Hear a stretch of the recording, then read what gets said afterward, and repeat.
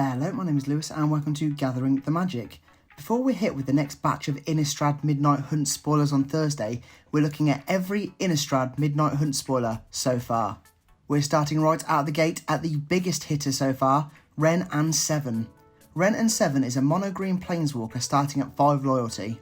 Its +1 lets you reveal the top 4 cards of your library. You put all the land cards revealed into your hand and the rest go into the graveyard.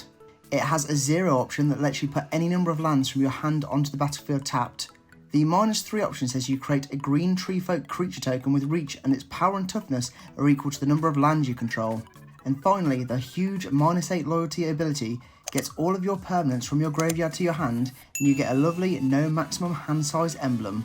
Currently pre-released priced at the $70 range, come release this may not be too far off as prequel card Ren and 6 is now hitting the over $100 mark these days, even though it was recently re-released as part of the list.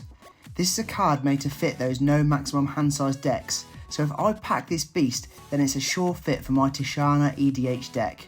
The -3 option is also so strong if you need to get out a big blocker if you're in danger. Similar to cards like Maro or Malimo, the borderless version is so good too, the art is just spectacular. In what may be a familiar theme in Midnight Hunt, this isn't the only no max hand size loving card.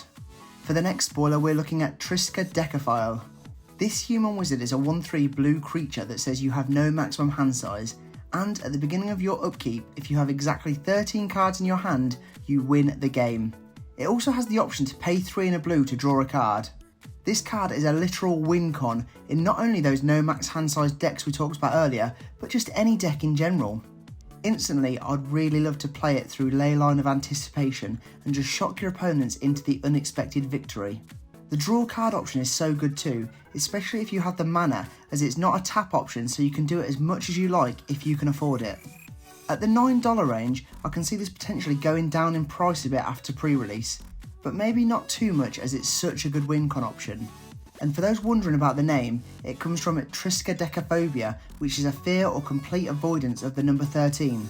So to all my friends in my playgroup, I think you'll all be getting Triskadekaphobia very, very soon.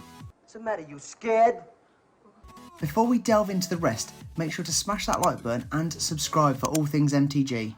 It helps our little channel grow, it's completely free to do, so it's a win-win for everyone. Next up we're looking at another rare, and that is Champion of the Perished. This card is a 1-drop 1/1 zombie that says whenever another zombie enters the battlefield under your control, put a 1/1 counter on Champion of the Perished. Being pre-released price around the $15 range, you can really see why. It becomes an auto-include in any zombie EDH deck, like the Scarab God, Narfi and many other zombie-loving options. Although I do expect its price to drop a fair bit upon release, especially with it being a rare and not a mythic rare. This is the sort of card that will combo off perfectly with Diagraph Colossus or Endless Ranks of the Dead, those cards that are constantly creating you more and more zombies. Because then that will trigger Champion of the Perished and beef it up even more. A great card and one you'll definitely be seeing in more of those zombie EDH decks.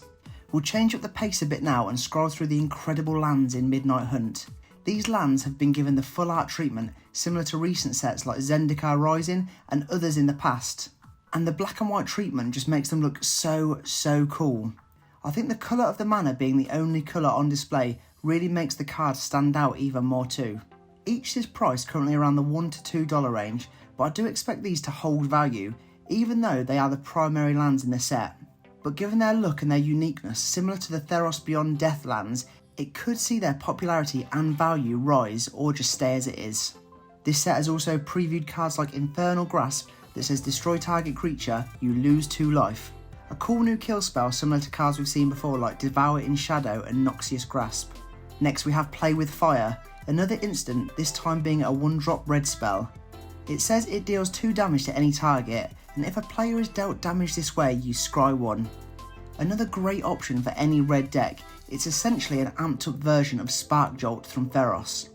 Even as a turn 1 play, this card is great to ping a player and just get some scry action going. Another card that's already been previewed is Consider, a 1-drop blue instant that says you look at the top card of your library, you may put that card into your graveyard and draw a card. This card is somewhat confusing as it is literally Surveil without them putting Surveil on the card. Maybe this was a mechanic that was considered to be put in this set, but was maybe shifted off for flashback or something else. Either way, a great card for that worn blue price. Speaking of flashback, we have Join the Dance. Costing Selesnya, this sorcery creates you 2/1/1 white human creature tokens with a chance to flashback for 3 and Selesnya at a later time. Flashback is a returning mechanic first used way back in Odyssey in 2001, and Join the Dance marks the first time we have 2 colours in a flashback cost. The more you know.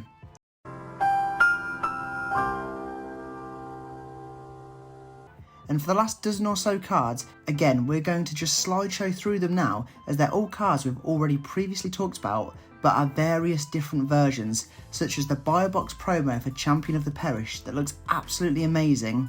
There are also bundle cards or promo cards, and finally all of the regular looking lands, which looks like they will be just getting the bundle land treatment, opposed to running alongside the core Midnight Hunt set. So that is all of the Innistrad Midnight Hunt spoilers so far. Make sure to check out the Midnight Hunt Harvesttide Festival coming this Thursday, which is sure to be packed full of upcoming new cards, new legendary creatures and all sorts in between. So for now, I'll just leave you with Mark Rosewater's traditional pre-release set teasers. Feel free to pause throughout and take some screenshots and let me know your guesses below for what we can be expecting from this set. There we have it, that is the spoiler video. Thank you for watching, and don't forget to smash that like button and subscribe for all things MTG. Check out our link tree in the description below for all of our social media and affiliate links. For now though, I'm all tapped out, so I'll see you in the next video.